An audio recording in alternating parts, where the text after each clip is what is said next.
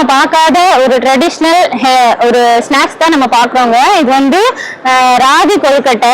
இது வந்து வாழை இலையில நம்ம பண்றோம், அதாவது வாழை இலை கொழுக்கட்டை நம்ம சொல்றோம். இது ராகி மாவு தான். எல்லாரும் அரிசி மாவுல தான் ஜென்ரலா பண்ணுவாங்க. இங்க வந்து நம்ம பாரம்பரிய அரிசியையும் மில்லட்டையும் சிறுதானியங்களையும் கொண்டு நம்ம வந்து ட்ரெடிஷ்னல் ஸ்நாக்ஸ் ஃபுட் எல்லாமே செஞ்சு கொடுத்துட்டு இருக்கோம். இங்க பாருங்க, இது வந்து ராகு.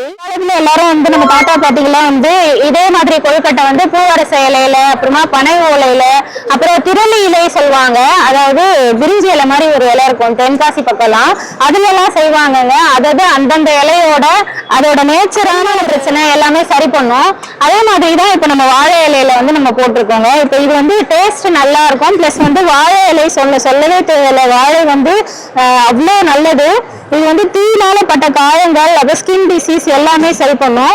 இப்போ வந்து நம்ம பூரணம் வைக்கிறோம். இதுல ராகி மாவுல ராகி கொழுக்கட்டைக்கு நம்ம வந்து தேங்காய், அப்புறமா நாட்டு சக்கரை வச்சு, வெல்லம் அது மாதிரி, இல்ல கருப்பட்டி அது மாதிரி வச்சு நம்ம பண்ணலாங்க. இப்போ நம்ம பூரணம் வச்சு இதை அப்படியே நம்ம மடிச்சிட்டோம்னா ஒரு நல்ல ஒரு கொழுக்கட்டை. இது வந்து நல்ல டேஸ்டியாவும் இருக்கும், ஹெல்த்தியாவும் இருக்கும்.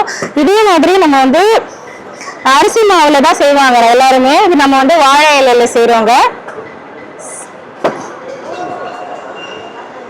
ஈஸியா மேக் பண்ணிடலாம். பிள்ளைங்களுக்குலாம் ஒரு சத்தான ஒரு உணவு வந்து நம்ம செஞ்சு கொடுக்கறதுக்கு ஒரு 10 மினிட்ஸ் இருந்தா போதும். மாவை நம்ம ரெடிமேடா அரைச்ச மாவுல தான் நம்ம ஈஸியா சுடுதண்ணி போட்டு பிசைஞ்சு நம்ம வந்து பூரணம் வைக்கலாம். இந்த பூரணம் வந்து நம்ம டேஸ்ட்டுக்கு ஏற்ற மாதிரி மாத்திக்கலாம். தேங்காய் வெல்லம் வைக்கலாம், வேர்க்கடலை வெல்லம், வெள்ளை வெல்லம் அதெல்லாம் சேர்த்து பண்ணோம்னா எல்லாருக்கும் நல்ல ஒரு ஹெல்த்தியான ஸ்நாக்ஸ் கிடைக்குங்க.